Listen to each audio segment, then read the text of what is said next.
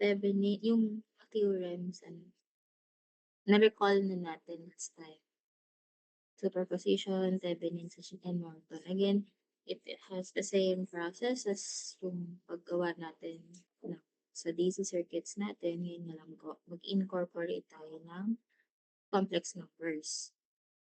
And then, so bago tayo magtuloy sa ating three-phase circuit, I want you to watch a video about how three-phase electricity works.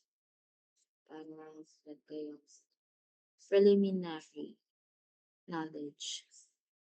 Para yung mga sasabihin ko hopefully mas maintindihan. Okay, so let me share this.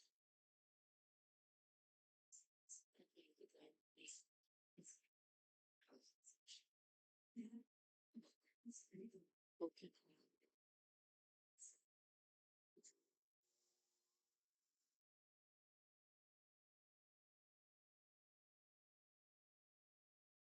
Hey there guys, Paul here from the engineeringmindset.com. In this video, we're going to be looking at three-phase electricity. Now this follows on from our series on electrical engineering, so if you haven't watched the previous videos on this so far, then please do this first. Links are in the video description below.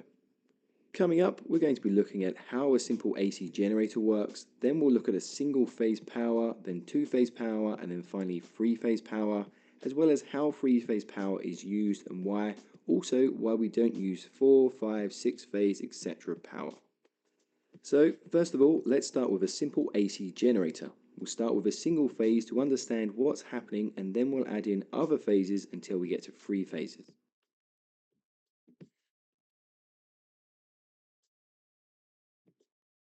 Let's take a copper wire and wrap it into two coils, then place these coils opposite each other within a stator and connect the ends together to create a complete circuit.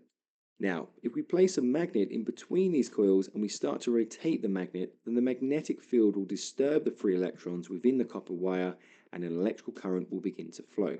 We've covered how the free electrons flow in our previous video on electricity basics, so please check that out if you've not done so already. Links are in the video description below. As the magnet rotates, so does the polarity of the magnetic field. As you can see in the illustration, the north and south pole of the magnet are rotating, and as they rotate, they pass across the coils, which force the electrons to move. Notice the lines of the magnetic field are in these oval shapes on each side, and they meet through the central axis of the magnet. You can think of these as one side being positive and the other side being negative, and in between these ovals, the magnetic field is neutral. You can see that the intensity of the magnetic field increases on either side until the center, where it is at its maximum strength, and then it decreases again until it gets back to the neutral point. So as this field rotates through the coil will experience an increasing intensity of the magnetic field's positive half, and during this increase, the free electrons within the copper coil will be pushed and begin to move faster and faster in one direction, up until it reaches the maximum point of the magnetic field. Then, as the magnetic field decreases, the flow of electrons will begin to slow all the way until it reaches the neutral point where no electrons will flow. Then comes the negative side of the magnetic field, and as this passes through, it's going to pull the free electrons backwards. Again, the flow of electrons will flow faster and faster up until the maximum point of the magnetic field, and then it will decrease back to the neutral point. This is why AC electricity is called alternating current, because the current of electrons alternates in direction backwards and forwards, just like the tide of the sea. If we were to plot on a graph the speed of the electrons flowing during the rotation, then we would get a sine wave pattern. In this sine wave, you can see that the electrons are stationary at the start in the neutral zone, and then the speed increases through the positive half all the way up to the maximum, and then it begins to decrease all the way back down to the neutral, where no electrons will flow again. After this comes the negative half, where the electrons speed up to the maximum point, and then they begin to slow down again until the magnet has completed one full rotation, where this will then repeat. This complete rotation is known as a cycle, and the number of cycles per second is called the frequency, which is measured in hertz. You've probably seen 50 Hz or 60 Hz written on your electrical goods. This means that the generator of the power station is completing a full rotation either 50 or 60 times per second. So the direction of the current is therefore also changing 50 or 60 times per second also. When it is written on electrical products, this is just telling the user what type of electricity the product should be connected to. Now, coming back to the sine wave that we saw earlier, this plot of current also represents power. And if we connect a lamp into the circuit, we'll see that it will increase in brightness all the way to the peak, that maximum point. Then it decreases in brightness all the way down until the neutral point where the lamp is actually off because no current is flowing. But then it will increase in brightness again as the negative half of the cycle comes through and the electrons start to flow back through in the opposite direction until again it reaches the neutral point. So, at these points in the cycle, the lamp is not producing any light. And at these points in the cycle, the lamp is not very bright, so it's not of much use. So if you're working in a room and this lighting is flickering like this, it's going to get really annoying. To improve this, we can add another set of coils or a second phase into the generator. And we can do this by placing the coils 120 degrees rotation from the first set of coils and then connect this up to another lamp. This rotation means that the coils will experience the changing intensity of the magnetic field at different points in time. The first coil reaches its maximum current and brightness, and as it decreases, the second coil will begin to increase. This has improved the lighting, but there's still a gap which will cause a flicker. So we can add in a third set of coils or a third phase, and this will mean that one of the lamps are almost always at its maximum brightness, so the lighting is nearly constant. There are still some small gaps between the phases, and you could keep adding more and more phases to fill these gaps, but this will become more and more expensive to keep running all these cables. So three-phase became widely accepted as it's a good compromise between power provided and cost to build. Now, in the real world, you're not going to use 3 different lamps on different phases to create lighting. The lamps in your homes are all on single phase, but they are flickering. It's just that they are turning on and off so fast that the human eye can't see it unless you record the lamp in slow motion. A more practical application is to power electrical induction motors and other commercial and industrial equipment, as three-phase will provide a lot more power to these items, meaning you can pump water higher or you can run motors faster, etc., etc. Power is generally generated and distributed in three-phase, and transformers are used to change the voltage. If you want to learn how transformers work, we've also covered that too. Links are in the video description below. Now, one of the interesting things with three-phase power is that you can connect all 3 phases and power large industrial equipment, or you can also connect to only one of the phases and also power small electrical goods. This is generally how large tower blocks and skyscrapers distribute electricity through the building. The lift motors and air conditioning pumps, etc., will need three-phase power, but the computers and office equipment will need single-phase power. So they distribute three-phase power up the building and then draw off from this as needed. The same occurs with the distribution of electricity across a city. Houses will be connected to only a single phase because they do not require much power, whereas a large building will be connected to a three-phase supply as they will require a lot of power. Okay guys, that's it for this video. Thank you very much for watching. I hope this has helped you and you've enjoyed it. If so, then please don't forget to like, subscribe and share this video until it gets back to the neutral.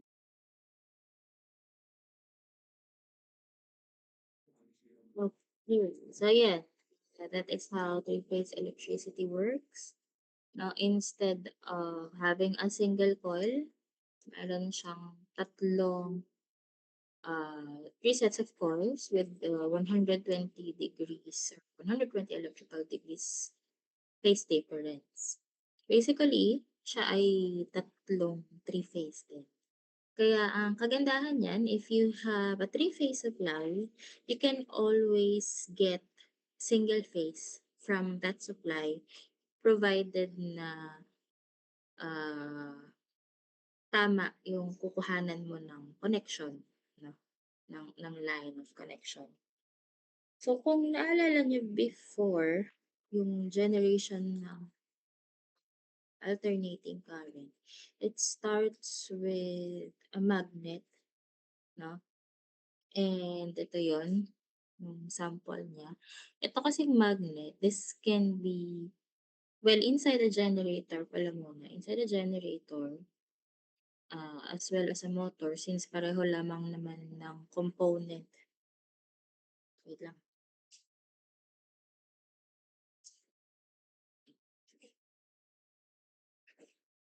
Since pareho lang naman ng component ang motors at saka ang generators, ano, but they have opposite functions. Si generator from mechanical energy to electrical energy and motors from electrical to mechanical.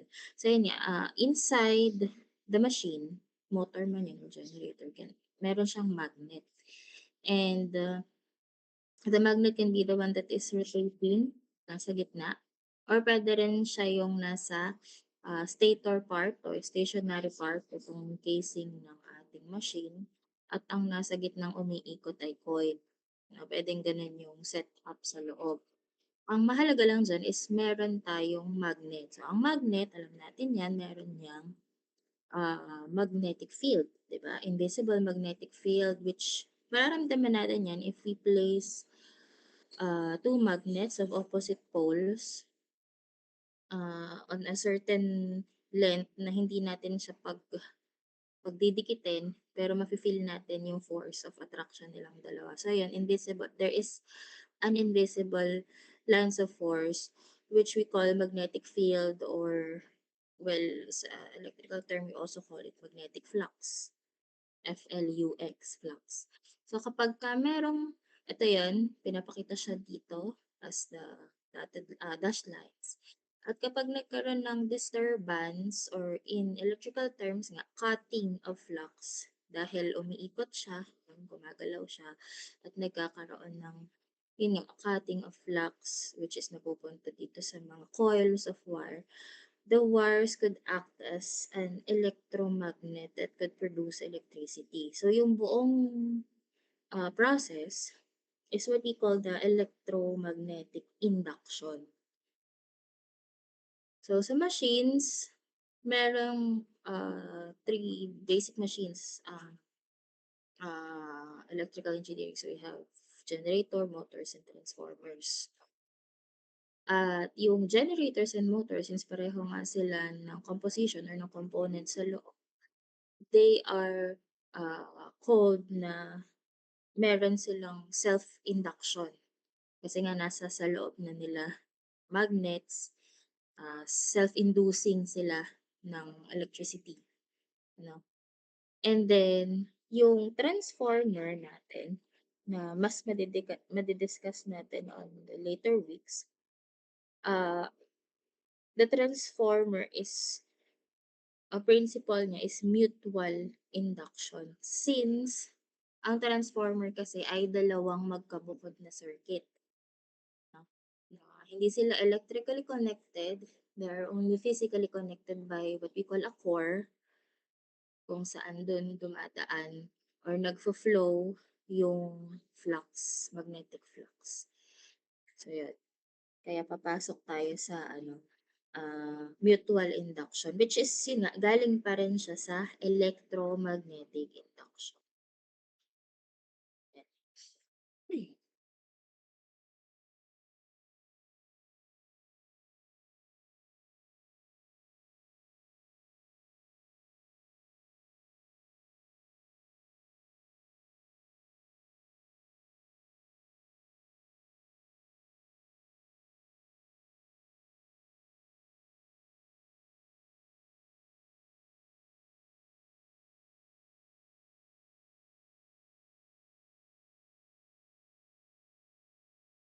So, ito na yung sa handout natin. The circuits or system in which the AC sources operate at the same frequency but different phases are known as polyphase. So, itong three-phase can also be called polyphase. Kaya kung sakali meron kayong makita sa problem na polyphase or term na polyphase, it also pertains to three-phase system. And then, meron tayo ditong figure. Yung una is a sample of a circuit of two-phase, three-wire system. So, meron siyang phase difference na 90 degrees yung dalawang fase. And then sa three-phase, so they have 120 electrical degree phase difference. So phase A, phase B, at saka phase C. So this configuration, specifically the three-phase configuration, provides a more consistent and efficient power delivery compared to single-phase system, making it suitable for large industrial applications. So makita nyo, or nakita nyo pala kung doon sa video, yung sa lamp, no? If you could take a look at a lamp, yung typical na lamp, hindi yung LED, iba kasi yung pag LED.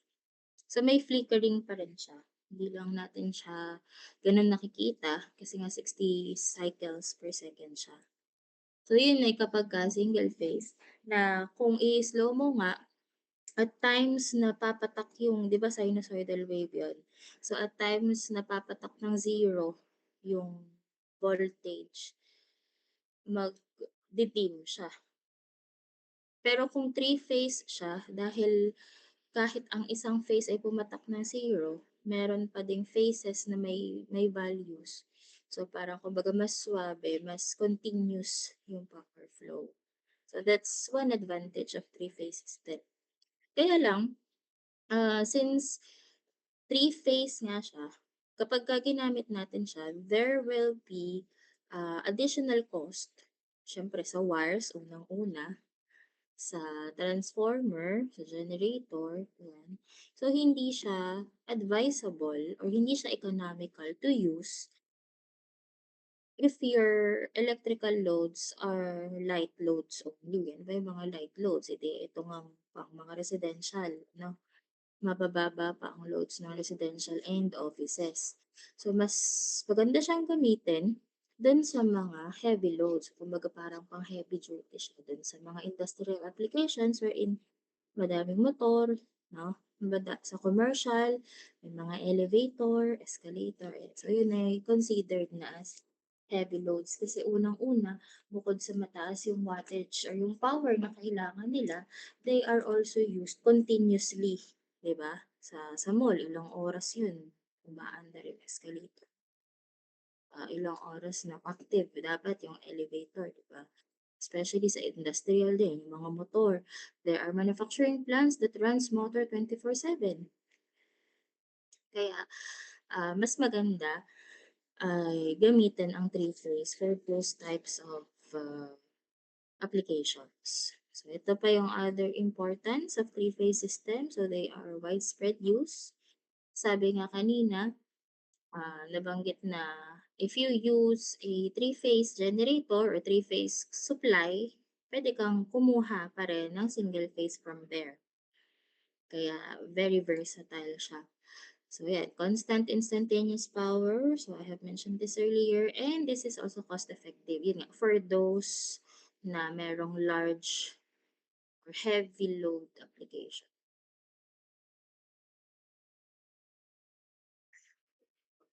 And we will be focusing on balanced loads and voltages. When we say balanced, equal ang magnitude ng bawat phase or ng tatlong phases. No? Kung ang phase A ay 110 volts, phase B and phase C will also be 110 volts.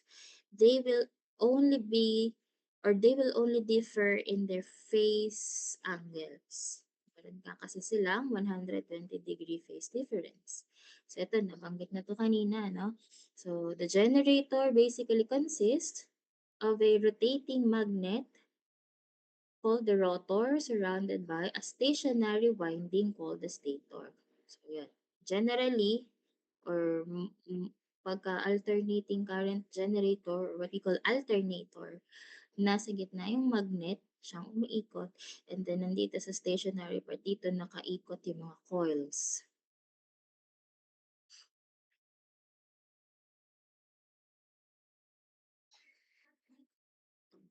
And then the three-phase system ay pwede siyang Y-connected or delta connected. Both the voltages or source voltage and the load. So in this case, ito nga ay under pa ng voltage. So, puro V. Uh, meron tayong tinatawag na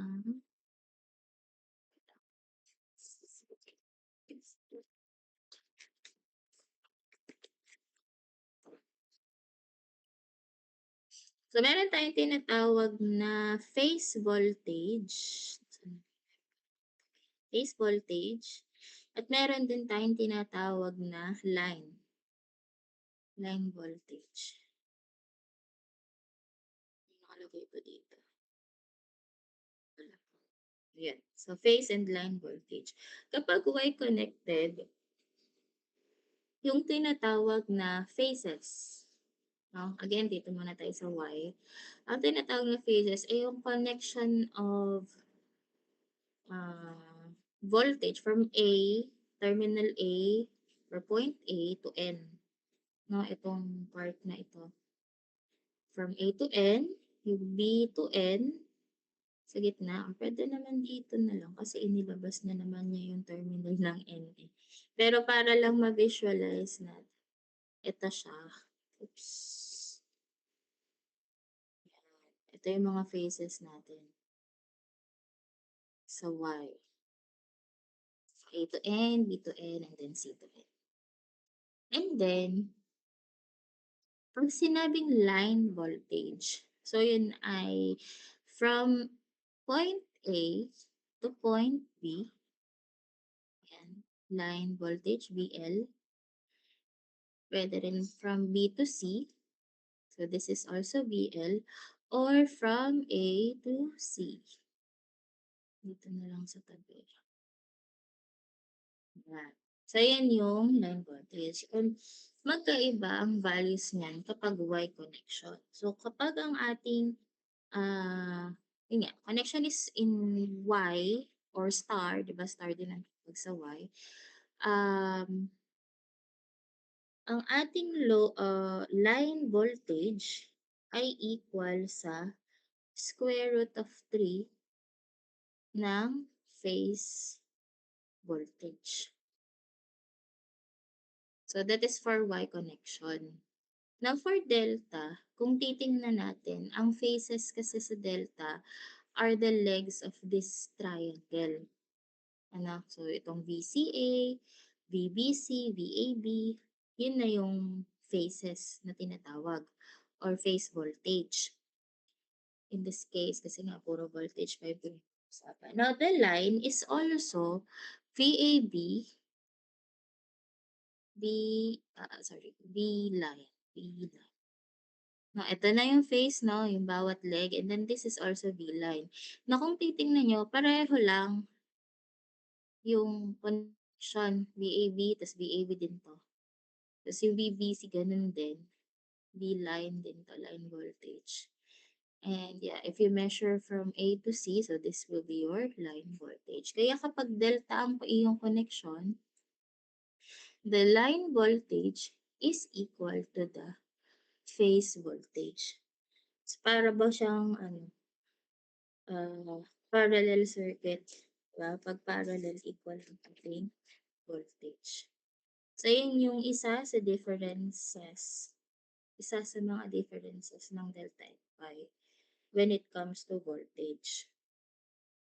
Kung titingnan natin yung phase, meron siyang phase shift na 30 degrees. So, later natin siya. So, dito lang muna tayo. Now, again, pag sinabi nating balanced, ibig sabihin equal in magnitude and out of phase with each other by 120 degrees. So, sa phase voltage, kung titingnan natin yung mga phase voltage in Y, VAN plus VBN plus VCN is equal to 0. And then sa line, pag balance, equal naman yung. And then we proceed to the phase sequence na tinatawag.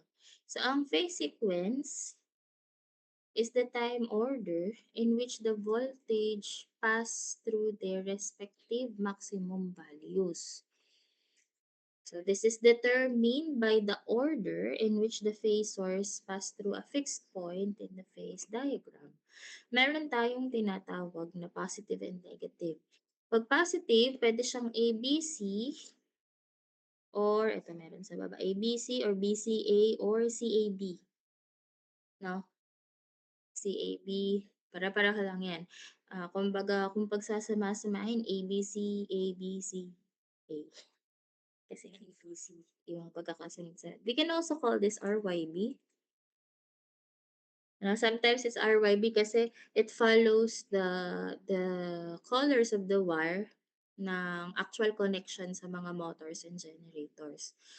The importance of this phase sequence is kapag kayo ay magpa-parallel or magsi-synchronize ng generators or motors.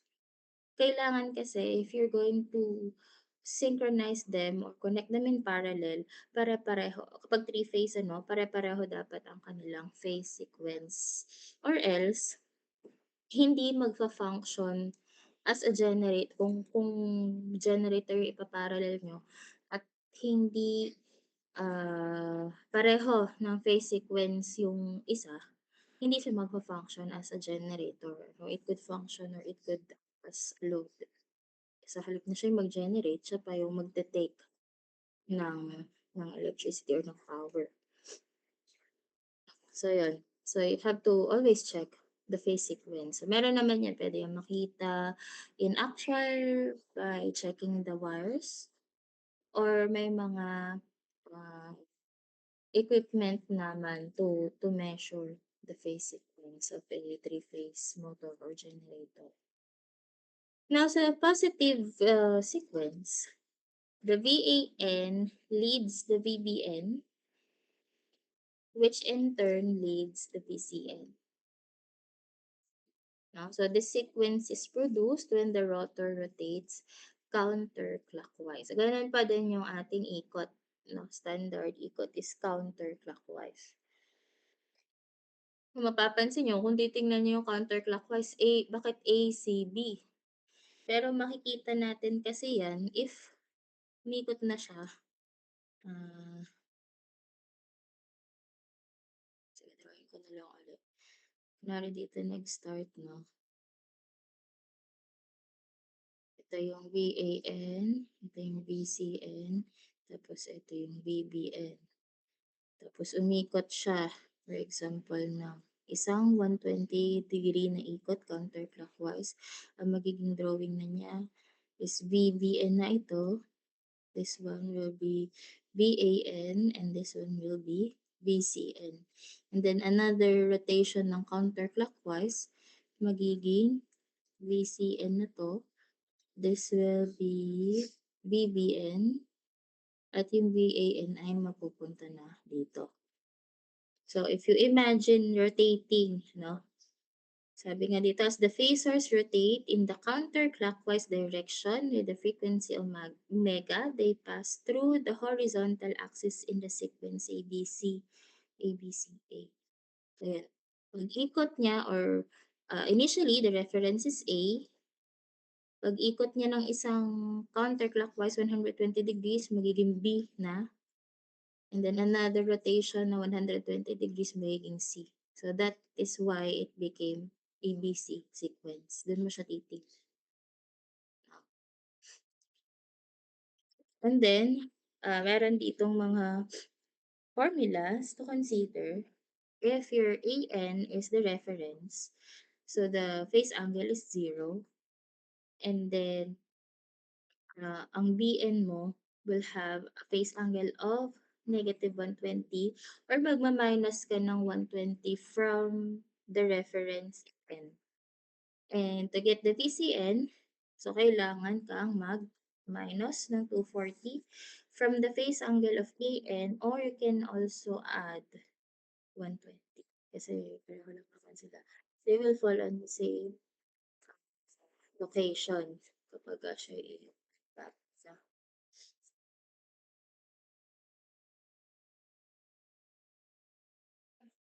So that's the positive sequence. Now sa negative, edi kabaliktaran lang. Instead of, pag tingnan natin siya both figures. Instead of ABC, nandito na yung C sa baba at yung B ang nasa taas. Yun lang naman yung magpapalit. So, the VAN leads VCN, which in turn leads the VBN. So, this is ACB sequence. Kaya R, B, Y. Red, blue, yellow. Yung kanina, red, yellow, blue. Again, it pertains to the colors ng wires connected sa ating machines. So, ganun din, kung ida-drawing natin, as the phaser rotate in a clockwise direction, ang magiging sequence naman niya, ACB, ACB. So, we can also call it ACB sequence. Yan. And then, or ano ba, BAC. Kabaliktad.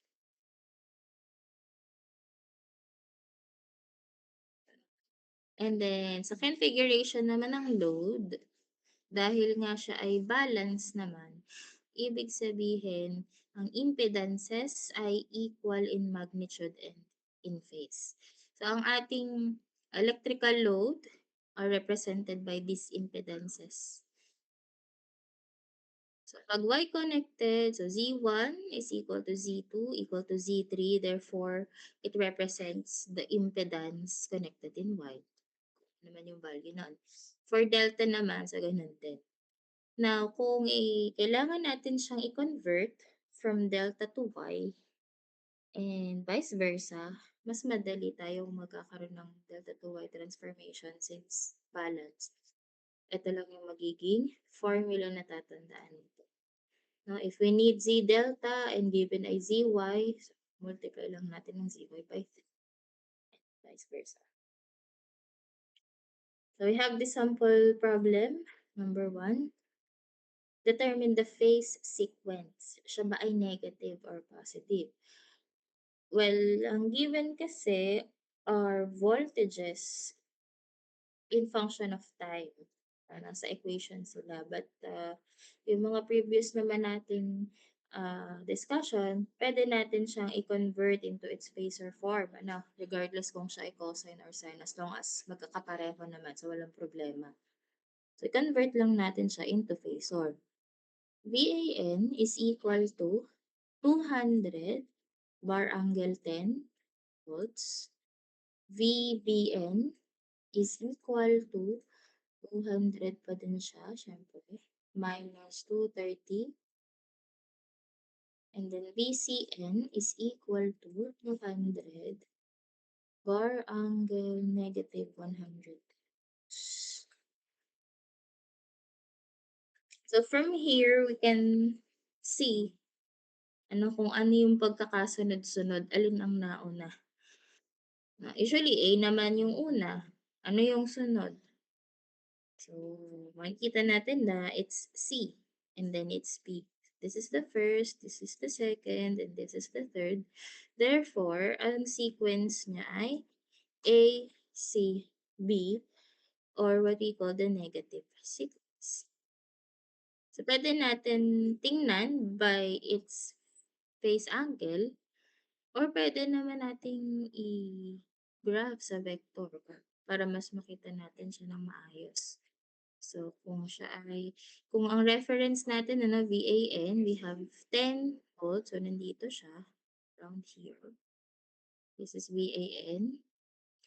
Ang VBN natin is negative 230. So, somewhere here. Kaya ba? Ay, hindi. So, ECN pala to. Dito pala, negative 230. VBN. And then VCN, negative 110. Yan. So, this is 10. From here, ito yung 110, Tapos, pamula din dito, ito yung 236. Kaya, kung titingnan natin ang kanyang sequence, no? Ay ACB sequence. Negative. Ay, may tanong po ba sa ating unang example? Any questions or clarifications?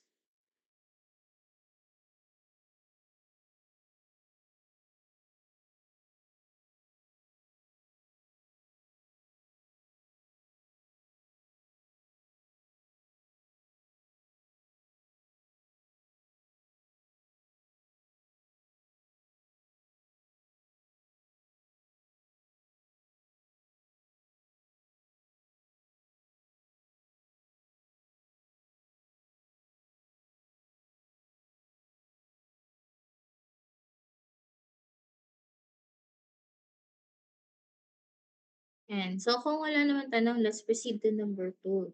So, number 2, given ay VBN lang. So, let's write here the VBN, which is 110 bar angle 30 volts. So, ang hahanapin daw is VAN and VCN. VAN and VCN. Assuming na siya ay positive sequence. Sequence ay ABC. So, syempre, lagi yung 110 volts. Ang titignan lang natin, ano yung magiging angle nila.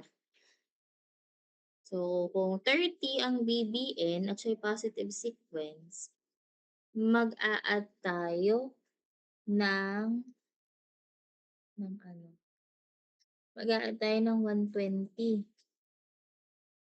Diba? 120 para makuha natin yung VA. So, magiging 150.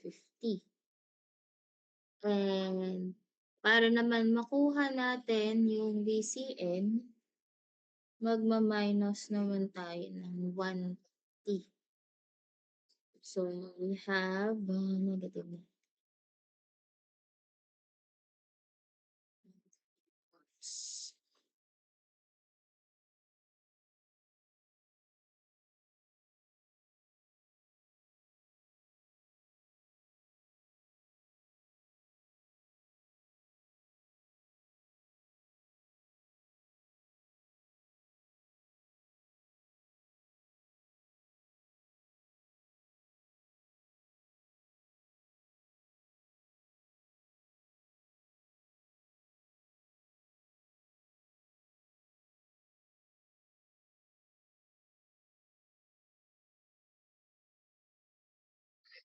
Right? So, meron po bang katanungan for number? Again, pwede rin i-plot sa vector para mas maliwanagan. So, kung look,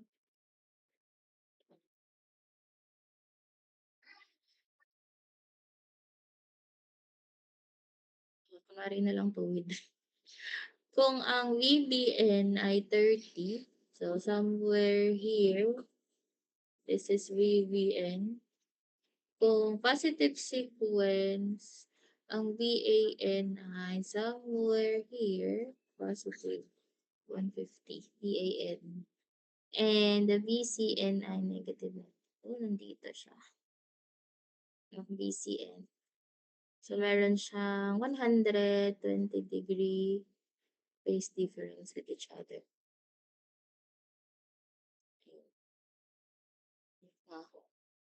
And then, ang sequence niya ay positive sequence. No, kasi pag ni-rotate mo siya, counterclockwise, B, tapos isang rotation C, A, B, C, A, B, C, A, B, C. Positive sequence. Okay? Question? Wala po? Nice pa? Kaya pa? Kaya pa today?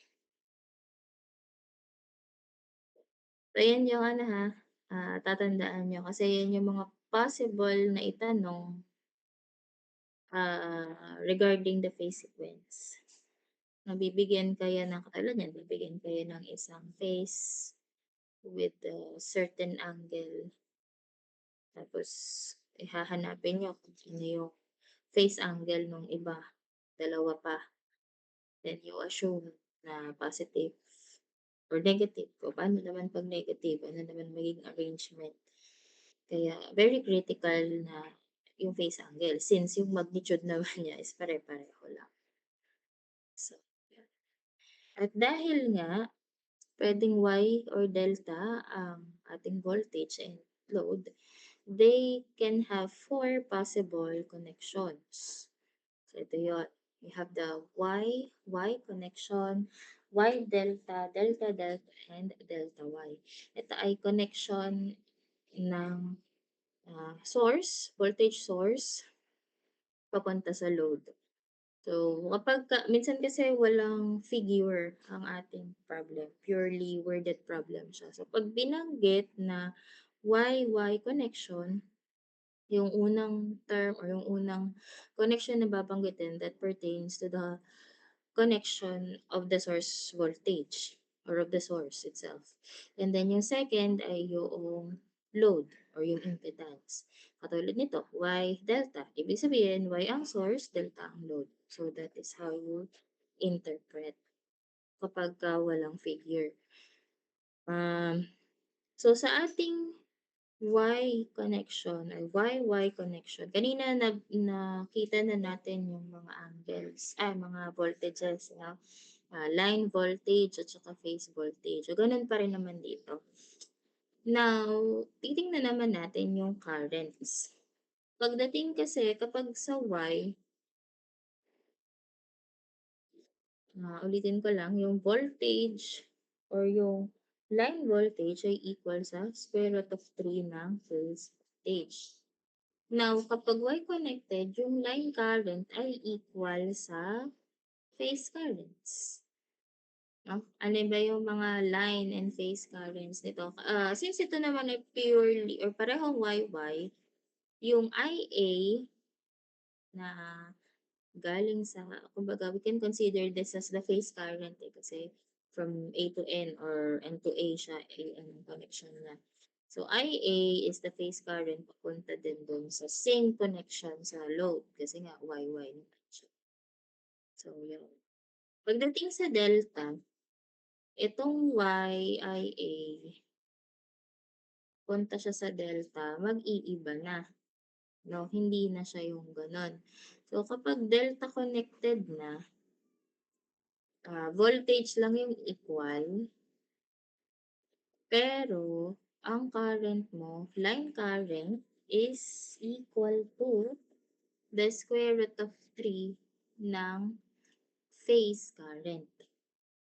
So, kung phase current yung IA galing sa Y, pagpunta niya dito sa delta, so we follow the arrow, magiging IAB na siya. Which is in delta, we consider this as line current na. Yun. So that is the difference. So, ganun din dito. Pag delta, delta, delta Y. So pag delta, delta, walang problema. Pareho lagi ang V, ang voltage. Magkakaroon ng difference sa current. So ito, dito natin makikita yung summary ng formula in getting the line voltage and currents and vice versa sa phase. So on the first column, nandito yung for possible connections, tingnan muna natin ang YY connection. So ang phase voltage, yun nga, yung from A to N, B to N, C to N. And following the positive sequence, actually lahat itong formula follows the positive sequence ABC. So, phase voltage, the reference is 0 para makuha mo ang VBN. So, you just have to subtract 120 from the phase voltage and then you add 120 para makuha mo next. Now, pagdating sa line, dahil nga siya ay Y connected, so ang line ay square root of 3, wait lang. Tama, voltage nga pala to. So, the line voltage is square root of 3 ng VP. Bar angle multiplied by bar or it has a phase difference of 30, positive 30. Ibig sabihin, yung ating line voltage, VN, if we consider the phase voltage, di ba, initially square root of 3 VP na nga siya.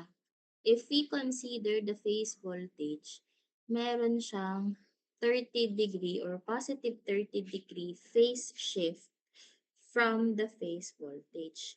Nag-lead siya ng 30 degrees. Kung nandito yung iyong VP, phase voltage, nandito yung VL mo. Meron siyang positive 30-degree phase difference. And that is the same sa phase B and C. So, sa lahat ng phases yan. Now, ang nakalagay dito sa formula is laging negative 120, positive 120 para makuha mo yung B and C, no? Kasi this is in reference with the VAB.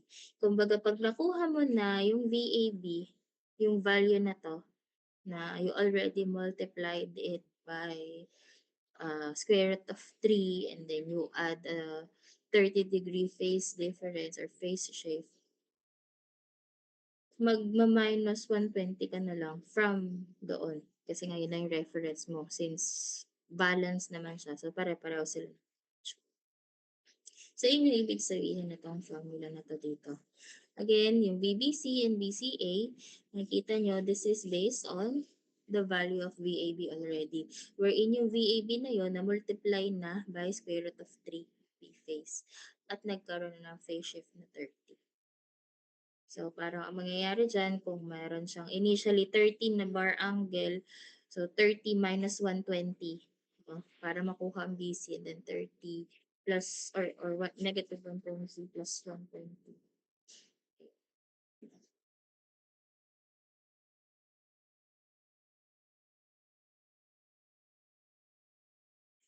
Okay, next sa current span. So, dahil nga Y-Y connection, equal lang ang phase and line current. So, to get the line current, IA, you can use Ohm's law, no? V over Z, wherein VAN divided by the impedance ng Y, which is dahil nga balance naman siya, impedance are the same sa phase A, B, and C. So, if you already get the value of IA, yun na yung magiging reference mo para mag-subtract or mag-add ng 120 for IB and IC. So, yun lang yan. And then, kung may values ka nitong tatlo, equal naman nga siya sa phase current. So, for Y delta naman, so again, it follows the ABC sequence, yung voltage, no? So, phase voltage. And the phase currents can be obtained by Ohm's law. Yan, V over Z. Yan, makikita niya naman siya if you take this side by side. Hindi lang natin siya ma-side by side. Pero makikita niyo dito, ito yung AB, no? ICA, IBC, BAN, BCN, BBN. So, delta VCA, VAB, BBC. So, yun din yung mga subscript na nandito. So, sa Y to delta, after having the phase voltage, kung i-convert mo or if you want to get the line voltage, you have to multiply again this phase voltage by square root of 3 bar angle 30. So, ganun ulit. Kasi nga, ang voltage, ang relationship ng line and phase voltage, meron siyang multiplier na square root of 3 and the line has leading angle of 30 degrees. So, after getting the VAB, VAB value, pwede mo ulit siyang gawing reference to add and subtract naman the 120 degrees for you to get the other phases or the other line pala, line voltage. Pagdating naman sa line current, so ito yung mga line currents natin. After getting the phase current from this formula of Ohm's law, multiply mo naman yung phase current by square root of 3. So, galing lang din siya dito. Line current is equal to square root of 3 ng phase current. So, ito din yan. Ngayon, ang relationship naman ni line current at ni phase current, Meron din silang, meron naman siyang -30 na phase shift. Ibig sabihin nag-lag si line ng 30 degrees sa phase current. So, if this is your IP, phase current, nandito si line na meron siyang 30 degree or -30 degree phase difference. So, that's the difference, no? Although, may square root. So, ganun kapag pagkaiba ang connection ng source at saka ng load. For delta-delta, so, dahil nga pareho namang delta, phase voltage is equal to line voltage. Kaya meron dito same as phase voltage. Again, phase currents, itong tatlo, can be obtained by Ohm's law, no? Given the phase voltage na equal din naman sa line voltage, i-divide natin siya sa impedance in delta. And then to get the line currents, IA, IB, and IC, so ganun ulit. We multiply it by square root of 3, the phase voltage. So yung IAB, yun yung phase voltage, di ba? Multiply it by square root of 3 bar angle -30. Basically, kung ano man yung phase kasi, di ba, IAB, meron siyang certain angle din na makukuha mo. Parang phase current bar angle theta multiply by square root of 3 bar angle -30. Parang ganun siya. Na. And then again, if you already get the first phase, which is yung IA, dahil nga it follows a positive sequence, you just have to subtract or add 120 para makuha mo yung other phases. And then for delta Y, o ganun din, delta, so same as phase voltage, and then same as line current. Again, this is Ohm's law. Pag nakuha mo yung unang line current, IA, pwede mo nang i-refer doon in reference with that, then add or subtract 120 degrees sa phase angle niya.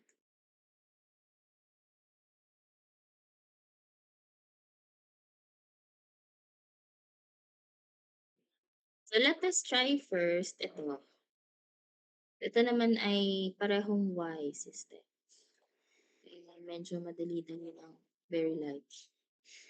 So makikita niyo dito, although hindi mukhang Y yung itsura ng load, pero dahil connected naman siya in something like Y pa rin naman.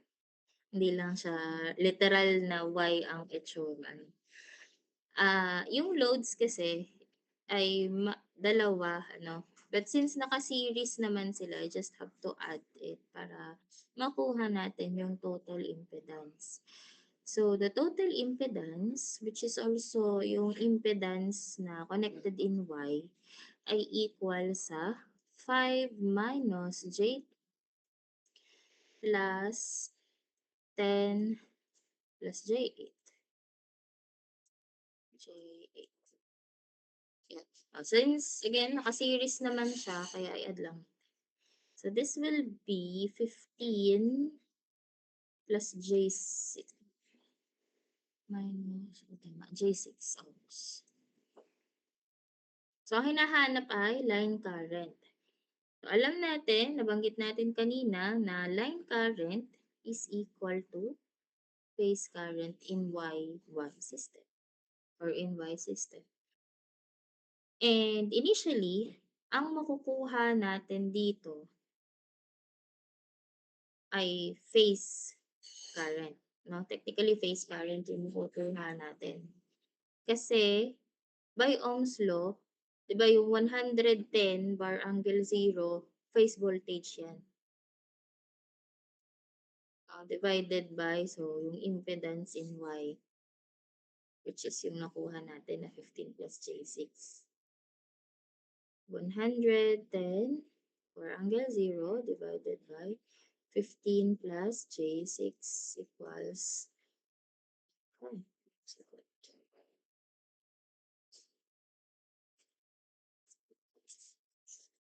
6.81 bar angle negative 21.8 amperes. So again, initially, ang makukuha talaga natin dyan is phase current. Ano, kasi nga, yung given is phase voltage na kung i-divide natin per phase din na impedance. So phase current yan. But since this is both Y system, equal naman ang phase current at line current. So yun na din yun. Ngayon, magkakaroon lang siya ng difference if the connection is delta Y or Y delta. So, yan. Kapag nakuha na natin to, this will now be our IA. Yeah. So, yung current dito, IA. Itong isang to, yung current IB. Ito yung current IC. So, yan. Pwede rin natin siyang sabihin na siya ay IA. No? So, to get IB, pwede nating ulitin yung process. We use VBN, no? VBN siya, yung voltage VN, divided by ZY, which is 110 bar angle, negative 120 over 15 plus J6, which is, syempre, equal pa din siya sa 6.81 bar angle, negative 141.8 amperes. So, pwedeng ganyan, uulitin natin yung process, o pwede rin naman na mag-minus lang tayo ng 120 from yung ating 21.8 ng current A.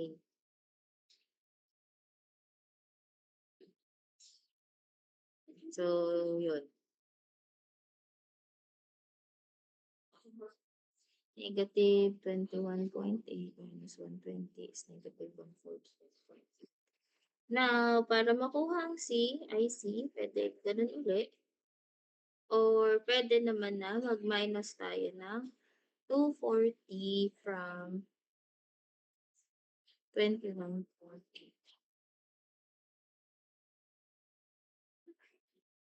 Kasi nga, nakuha na natin yung reference. So, 6.81. Tapos, negative 21.8 minus 240. This is negative 261. Okay.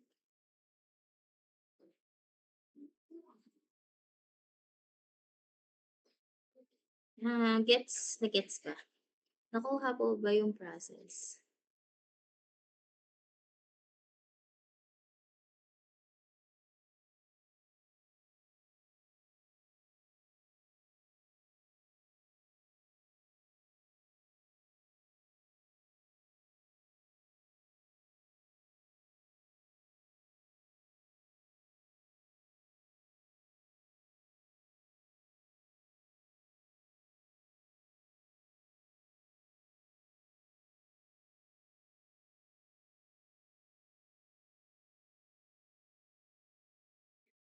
So again, dahil nga equal naman ang line at phase, so yan na yan. Just in case na hindi sila equal, no? Hindi magko-convert pa. So let's take a look at this fourth na pala example. Example number 4. Yan, wala nang figure. Pero sinabi naman dito na delta connected load with impedance. So, ang ating Z delta is 20 minus J15 ohms. At connected siya sa positive sequence generator having VAB 330 bar angle 0. Positive sequence. Ang hinahanap ay phase currents and the line current. So, initially, dahil equal naman ang voltage, line voltage, tsaka phase voltage, dahil nga pareho naman siyang delta, so pwede nating i-consider ito no, in getting the phase current. So the phase currents muna, we have IAB equals BAB divided by the Z delta. Again, this is just an also. So 330 bar angle 0 divided by 20 minus J15. This will be 13.2 bar angle 36.87 amperes. So, para makuha natin yung sunod, BBC, IBC pala, tsaka ICA. We can repeat the process. No? Kung ito ay 0, di ang sunod ay 330 bar angle negative 120. Ano? Tapos yung isa 330 bar angle positive 120. Or from the reference, since nakuha na nga natin yung una, edi dito tayo mag-minus at magpa-plus ng 120. So, 36.87 minus 120. Ang ating IBC ay 13.2 bar angle negative 83.13 amperes. And then from here, pwede tayong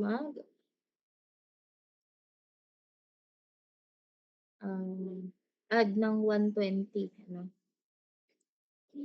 36.87 plus 120 magiging so 13.2 bar angle 156.87 amperes.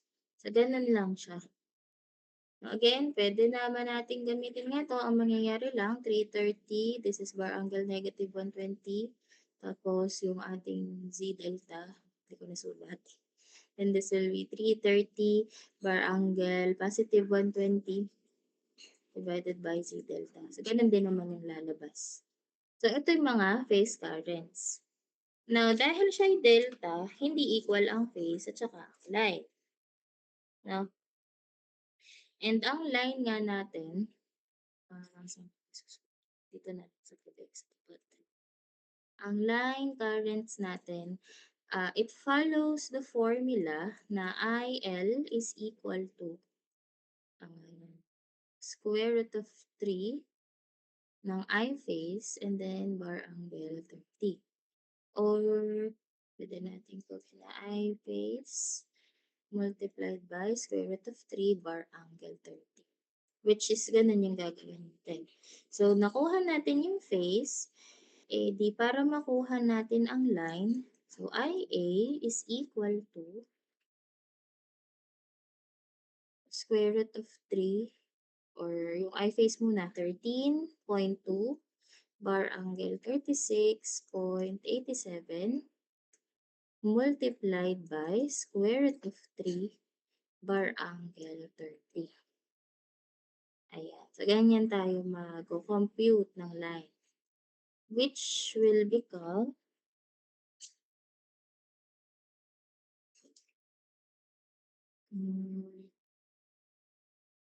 wait lang, mali pala. Current pala to. So, negative pala siya. Kaya pala. Ayan. Negative pala dapat. Pag voltage pala yung positive 30. Sorry na. So, negative 30 to ha. So, yun. Dapat siya ay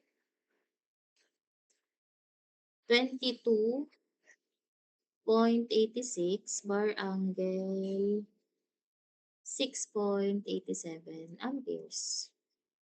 Yan. So, pwedeng isa-isahin natin yung IB para makuha ang IB at IC. Ganun process ang gagawin natin. Or, yun nga, since nakuha na natin yung reference na IA, pwedeng mag-add and minus na lang ulit tayo ng 120. So, 6.87 minus 120. So, yung sunod, yung IB, magiging 22.86 bar angle negative 113.13 amperes. and IC, so mag-a-add naman tayo ng 120, magiging 126.87. Yun, ganun lang po siya. Or pwede natin ngang gamitin ulit yung itong formula na 'to, isa-isa. Okay, nakuha po ba? Any other questions or clarifications sa ating example number 4? Kung medyo nalilito, pwede namang magtanong.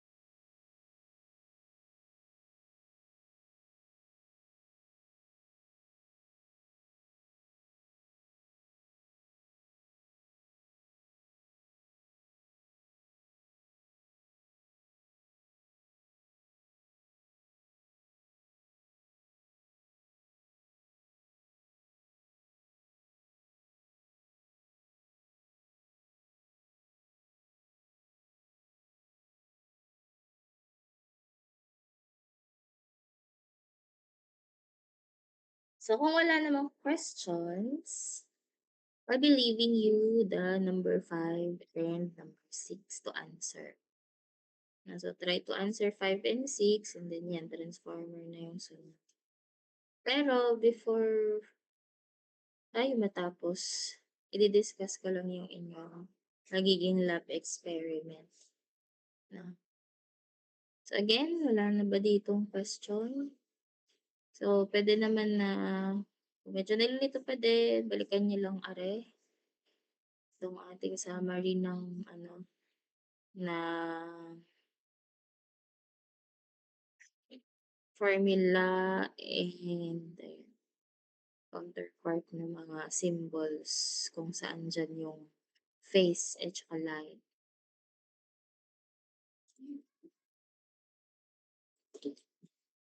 Pag ay may phase difference na, negative. Yun. So, yan. Okay na tayo dyan, ano? Then, sa lab experiment naman, kailangan na natin siya masimulan kasi mas maaga magiging submission niya. So, this will be submitted on your next face-to-face. Pakisabi na lang din dun sa mga wala pa, wala sa meet. No, kasi kakaunti kayo today. Sa mga kagrupo niyo na wala, paki-discuss na lang ano. So, ito ang inyong experiment number 2. Kasi nga yung ating nauna, although dalawang experiment siya, pinag-combine na siya into one experiment. So, this will be your second. This is about AC network analysis. So, the discussion will be about the AC network analysis. Then, ito yung ating mga objectives and then material. So, syempre, multisim pa din naman yung gagamitin with voltage sources. Ang resistors, so meron yung mga blank numbers that will depend upon your group number. So for example, for group 1, yung R1 resistor will be 110. No, kasi papalitan lang naman ng group number mo yung mga blank space. So R2 is 10 and R3 is 50. Then capacitor C1 is 10 microfarad, C2 is 1 microfarad. Inductors ay 25 millihenry at saka ang L2 will be 10. So, for group 2, edi magiging ganito naman siya. No? And so on, hanggang group 4, hanggang 4 ata kayong groups eh. And then the procedure, so you have to create the following circuits. You have to measure I1, I2, and I3. Ito ang I1, I2, and I3 sa circuit number 2. As well as the voltage Vx. So yung Vx, yun yung voltage across R2. In circuit 1, this is R2. So you will be measuring the voltage across this. Sa circuit 2 naman, ito yung R2. So provide the screenshots of your same works at each step. So yung procedures nyo, kayo yung gagawa ng procedure, katulad din naman ng dati. You will narrate on how you did your experiment, and you can incorporate or you can add pictures or screenshots nga dun sa procedures na inyong ginagawa. No? So that will serve as the documentation na rin. Then the data and results, ang i-compare nyo is the multisim data na nakuha nyo and yung tatlong network analysis, which are the branch current analysis or the Kirchhoff's laws, mesh analysis, and nodal analysis. So yun yung ilalagay nyo dito sa table. For percent difference, you compare the workbench values to whichever closest value among the values in 3 different network analysis. So, pareho naman yung theoretical since wala nga tayong actual circuit. Pero kung kunwari ito yung values na nakuha nyo, sa multisim you have 10 amperes. Sa branch current analysis or Kirchhoff's law, you have 9.8, and sa mesh ay 9.5, and sa nodal ay 9. So, you will compare the percent difference with Kirchhoff's law kasi siya yung pinakamalapit dun sa workbench no, or sa multisim data. Now, hindi lang kayo titingin sa iisang current. You will also take a look at the currents, yung lahat na ng data ninyo. So, alin dito sa tatlo ang pinakamalapit sa workbench, yun yung kukuhanan nyo ng percent difference. Pero kahit yun lang yung kinuhanan nyo ng percent difference, may kita dapat sa interpretation of data and analysis. So, di ba, syempre may discussion pa yan. Hindi lang siya basta table. So, makikita sa discussion nyo na although ang kinuhanan nyo lang ng percent difference is, let's say, Kirchhoff's laws, um, yung result ng mesh at saka ng nodal, kuhanan nyo na lang din ng percent difference and isama nyo sa discussion. Or anong analysis yung pwede nyo pang ma-discuss based on what data that you have gathered. Then, ganun din sa next table. Since ito namang table na to is per circuit number 2. So, same process. Gagawin nyo din siya. Workbench, and then manual computation of these 3. So, dahil manual computation siya, kailangan computerized pa din yung solution. O pwede namang ang gawin, kunwari sa mesh, dun sa first line of solution mo, you have the KVL dun sa certain mesh na yon. And then yung second line of solution, yun na yung simplified nung equation para mabilis lang siya or maunti lang. Pwede naman yun. As long as maiintindihan yung flow of solution. Then, sa conclusion, so this is one paragraph per objective kasi you have to answer your objectives in your conclusion. And then yun nga, yung documentation, dun papasok yung photos or screenshots na i-incorporate or dun yun na lang siya i-follow, isasama sa procedures. So, no need to have a separate documentation. Yun na yun.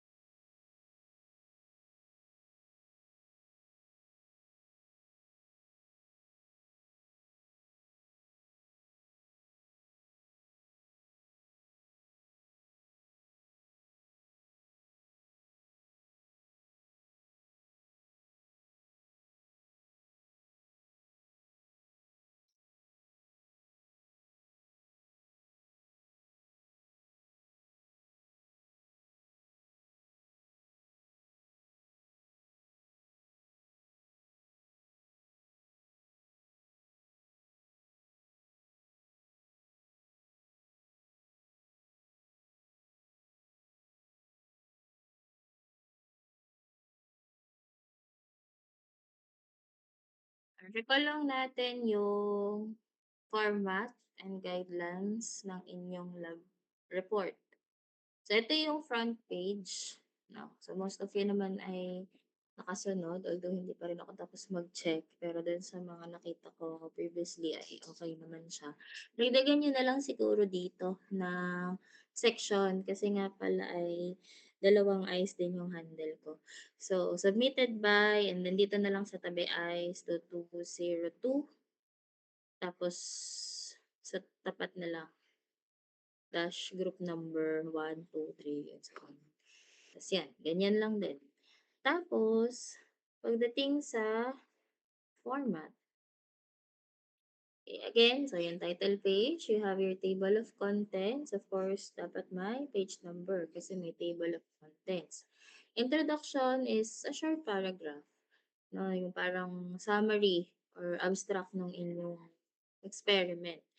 And then objective, so ganun, no, this experiment aims to, then enumerate nyo lang yung objectives dun sa kanina, yung pinakita ko kanina. Then, yung literature, dahil tatlong network analysis yon, so you have to cover the three, including the formula that you will be using. Tapos sa methodology, so gano'n pa din, the materials or instruments used, basically multisim lang naman siya and then mga capacitors, RLC na ginamit.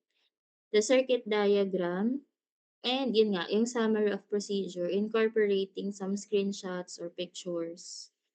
Tapos reminder lang na yung figure, 'pag figure, ang description niya is nasa ilalim ng picture or ng figure, kapag table nasa ibabaw. And then the numbering should be continuous, 1, 2, 3, 4, 5, 6, 7.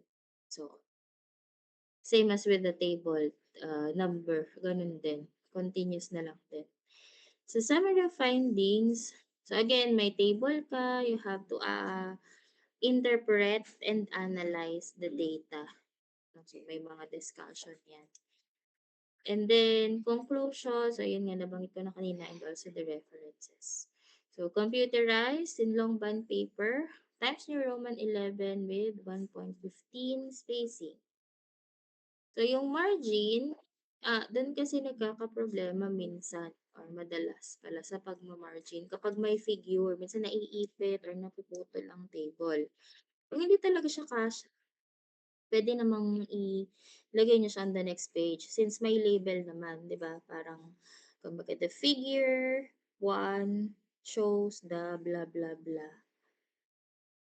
So, kahit nasa previous page siya or nasa next page pala yung figure, basta nai-connect or address niyo naman dun sa sentence or dun sa paragraph na yun na ang tinutukoy niyo ay figure 1, wala namang problema yun. So, 'pag naman may mga malalaking spaces dahil nga maaalis yung figure or yung table doon, puwede niyo siyang i-fill in with paragraphs or with the other sentences para hindi siya awkward tingnan na malaking empty space. Ayan, basta masunod yung margin. Yung iba kasi pinagsisiksik yung figure, nawawala yung margin. Minsan putol pa din yung picture pagka na-print. And then, so yun yung names, tapos yung rubric, at saka yung peer eval, isang page lang naman yon. Make sure na malagyan ng average. At saka isang page lang. Yung iba nagpiprint pa din ng dalawang page. No, isang page lang. So, yan po ang ating experiment. Ang submission niyan sa ating next face-to-face ay yung Thursday. Thursday yung 3 hours natin, ano. So, that is April 23. And then, kasama na dun yung presentation uli. So, mga 10 to 15 minutes per group pa din. 'Pag naman kayo ay magpe-present, puwede kasing yung table ay i-explain niyo na lang, 'no, here is the table ng, findings or ng data ng circuit 1 showing na, for example, ang may pinakamalapit na data is Kirchhoff's laws. The Kirchhoff's laws or the branch current analysis method or analysis has the closest value to workbench. Gano'n na lang, hindi mo na kailangang isa-isahin na banggitin yung bawat values nung current or ng voltage. Ano yung interpret, 'no, ano na yung na-analyze niyo, ano na yung napatunayan ninyo doon. Para hindi na rin masyadong magtagal. Kumbaga i-summarize niyo na yun, i-conclude niyo na, yun na yung inyong sasabihin. Sa iba ay yun nga, binabasa lang din naman. Eh, kita na nga sa figure or sa table. Tapos ano pa ba? On the next pa uling face to face, yung sunod, dun na tayo magkakaroon ng lab quiz. So, sa lab quiz, face to face nga siya. So, kailangan meron kayong provided na laptop with multi-SIM. Hindi siya by group, pero siguro I will make it ano, at least by pair. Masyado kasing madami pagka by group eh. So, siguro by pair, kung hindi siya matapos ng isang meeting, edi dalawang face-to-face meeting natin ng week na yon natin tatapusin. Yun yung lab quiz. So, you'll be given a circuit, tapos yun, kukuhanin niya yung values na ipapahanap, ganun lang. Kaya dapat marunong lahat mag-multisim. Then, ano pa ba? Ay, nakalimutan ko rin. Ayun, yung ano, yung copy ng inyong exam, digital copy or soft copy ng exam, paki-upload na lang din. At, yung payment. Yung pa-GCash naman kay ano, kay class rep, siguro hanggang bukas na lang kasi gabi na. Kahit hanggang bukas, ₱18 paki-GCash na lang para mai-forward na sa akin ang payment ng handout. Okay. Thumbs up nga po kung naintindihan ang lahat ng aking sinabi. Okay. So, pakisabi na lang ha, again dun sa mga hindi present today. Hindi na ako mag-a-attendance kasi nakakita ako dito ng attendance tracker. So, automatic na siyang ano, mag-a-attendance. Tas nakalagay pa kung ilang oras umattend. Gano'n na lang. Um, yun na lang. Kung meron bang ano pala, clarifications or questions dun sa lab, dun sa discussion? Wala na. Gutom na, gusto na mag-dinner. Gusto na pong mag-dinner. O yung iba mual na, hindi na makapagsalita. Siya, di gano'n na lang. See you next week. Bye-bye.